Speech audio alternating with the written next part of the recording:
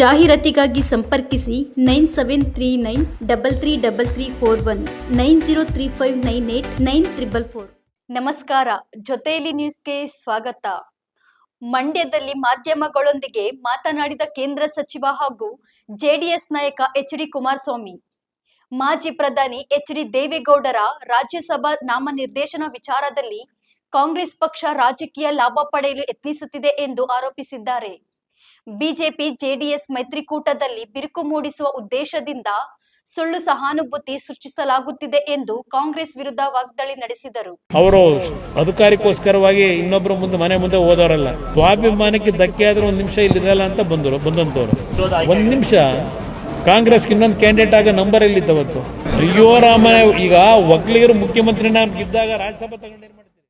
ನಿಮ್ಗೆ ಒಂದು ನೆನಪಿಸ್ತೀನಿ, ಇವತ್ತು ಎರಡೂ ಕಡೆ ಸ್ವತಂತ್ರ ದೇವೇಗೌಡರು ಮತ್ತು ಎರಡೇ ಸೀಟ್ ಗೆದ್ದಂಥ ಪಕ್ಷ.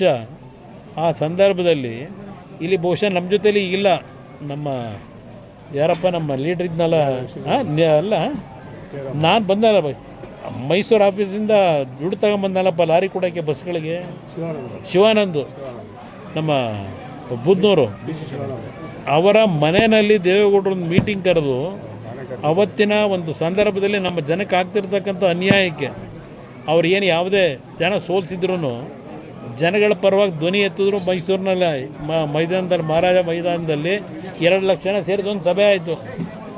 ಅದು ದೇವೇಗೌಡರ ಬಂದಂಥ ಬದುಕು. ಅವರು ಅಧಿಕಾರಕ್ಕೋಸ್ಕರವಾಗಿ ಇನ್ನೊಬ್ಬರ ಮನೆ ಮುಂದೆ ಹೋದವರಲ್ಲ. ಪ್ರಧಾನಮಂತ್ರಿ ಅಂತ ಸ್ಥಾನನೇ 5 ವರ್ಷ ಉಳಿಸ್ಕೊಳ್ಳೋಕೆ ಅವಕಾಶ ಇದ್ದಿದ್ದನ್ನು ಸ್ವಾಭಿಮಾನಕ್ಕೆ ಧಕ್ಕೆ ಆದರೆ ಒಂದು ನಿಮಿಷ ಇಲ್ಲಿರಲ್ಲ ಅಂತ ಬಂದಂಥವ್ರು. ಈಗ ರಾಜ್ಯಸಭಾ ಸೀಟಿಂದ ಅವ್ರ ಶಕ್ತಿ ಅವರು ಹೋರಾಟ ಮಾಡಬೇಕಾ? ಅವ್ರಿಗೆ ಬೇಕಾಗಿರೋದು ಭಗವಂತ ಕೂಡ ಆರೋಗ್ಯ.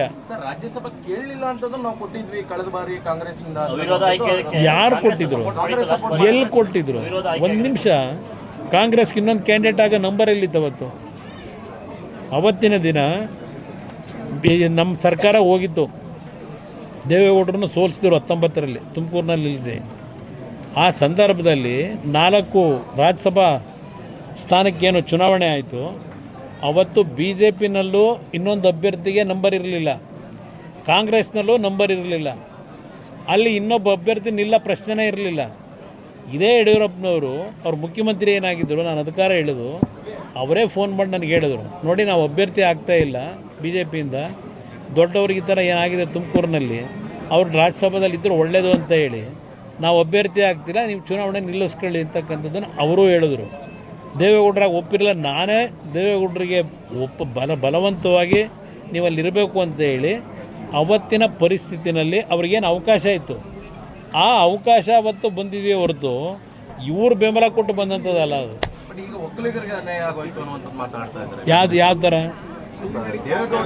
ಅಯ್ಯೋ ರಾಮ, ಈಗ ಒಕ್ಕಲಿಗರು ಮುಖ್ಯಮಂತ್ರಿನ ಇದ್ದಾಗ ರಾಜ್ಯಸಭಾ ತಗೊಂಡು ಏನು ಮಾಡ್ತೀರಿ? ಪಾಪ ಒಕ್ಕಲಿಗರು ಮುಖ್ಯಮಂತ್ರಿನೇ ಇದ್ದಾರೆ, ಎಲ್ಲಿಂದ ನ್ಯಾಯ ಆಯ್ತದೆ? ಪಾಪ ಅವ್ರು ಉಳ್ಸಕ್ಕೆ ಅಲ್ವ ಮಾಡಿರೋದು. ಈಗ ಇನ್ನೊಂದು 2 ತಿಂಗಳು ನೋಡೋಣ ಸುಮ್ಮನೆ. ಅವೆಲ್ಲ ಯಾವುದಕ್ಕೂ ನಾನು ಚರ್ಚೆ ಮಾಡಲ್ಲ ಬ್ರದರ್, ಜನ ತೀರ್ಮಾನ ಮಾಡಿ. ಇನ್ನಷ್ಟು ಉಪಯುಕ್ತ ಮಾಹಿತಿಗಾಗಿ ನಮ್ಮ ಜೊತೆಯಲ್ಲಿ ನ್ಯೂಸ್ ಯೂಟ್ಯೂಬ್ ಚಾನೆಲ್ ಅನ್ನು ಸಬ್ಸ್ಕ್ರೈಬ್ ಮಾಡಿ, ಬೆಲ್ ಐಕಾನ್ ಅನ್ನು ಕ್ಲಿಕ್ ಮಾಡಿ. ನಿಮ್ಮ ಅನಿಸಿಕೆಗಳನ್ನು ಕಮೆಂಟ್ ಮೂಲಕ ತಿಳಿಸಿ.